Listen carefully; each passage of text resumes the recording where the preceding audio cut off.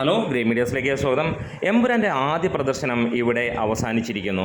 രാവിലെ 6 മണിക്ക് തന്നെ കൃത്യം തുടങ്ങിയ ഈ ഒരു ചിത്രം ഇപ്പോൾ ഇതാ 3 മണിക്കൂറിന് ശേഷം തിയേറ്ററുകൾ വിടുമ്പോൾ ഒരു കാര്യം ഉറപ്പിക്കാം, സിനിമ അടിപൊളി എന്നുള്ള ലെവലിലാണ് റിപ്പോർട്ടുകൾ പുറത്തു വരുന്നത്. ഫസ്റ്റ് ഹാഫിനെ കുറിച്ച് പറയുമ്പോൾ അതിനു മുമ്പ് ചാനൽ ഒന്ന് സബ്സ്ക്രൈബ് ചെയ്തിരുന്ന കാര്യം പരിഗണിക്കണമെന്ന് അഭ്യർത്ഥിക്കുകയാണ്.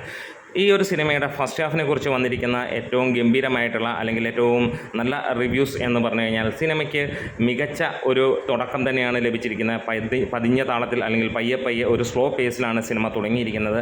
സിനിമയുടെ ഡയലോഗുകൾ കൂടുതലും ഇംഗ്ലീഷ്, ഹിന്ദി എന്നുള്ള ലെവലാണ്. മോഹൻലാലിൻ്റെ എൻട്രി ഒരു ഗംഭീര സംഭവമായിട്ട് തന്നെയാണ് പറയുന്നത്. Mohanlal entries into the film picks up the pace with banger interval എന്നാണ് പറയുന്നത്. അതായത് മലയാള സിനിമയിലെ ബെസ്റ്റ് ഇൻ്റർവെൽ ആണ് എന്നുള്ളതാണ് നമുക്ക് പറയാനുള്ളത്. സെക്കൻഡ് ഹാഫ് അതിഗംഭീരം എന്നുള്ളതാണ് പറയുന്നത്. അതായത് ഫസ്റ്റ് ഹാഫ് പതിഞ്ഞ താളത്തിൽ കൊണ്ടുപോയി പൃഥ്വിയുടെ സ്ഥിരം ശൈലിയിൽ കൊണ്ടുപോയി സെക്കൻഡ് ഹാഫിൽ വിസ്ഫോടനം നടത്തുന്ന ഒരു കാര്യം തന്നെ നമുക്ക് കാണാൻ കഴിയുന്നു.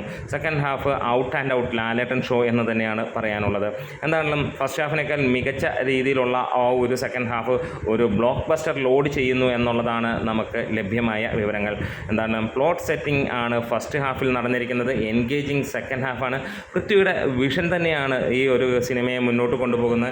അതായത് മലയാള സിനിമയെ ഹോളിവുഡ് ലെവലിലേക്ക് എത്തിക്കുന്നു എന്നുള്ളത് തന്നെയാണ് ഈ ഒരു സിനിമ കാണുമ്പോൾ പറയുന്നത്. എല്ലാ ഡിപ്പാർട്ട്മെൻറ്റും അതിഗംഭീരമായിട്ടുള്ള പ്രകടനം കാഴ്ചവെക്കുന്നു. പ്രത്യേകിച്ച് മോഹൻലാലിൻ്റെ ഓറ അത് തന്നെയാണ് സിനിമയെ മുന്നോട്ട് നയിക്കുന്നത്.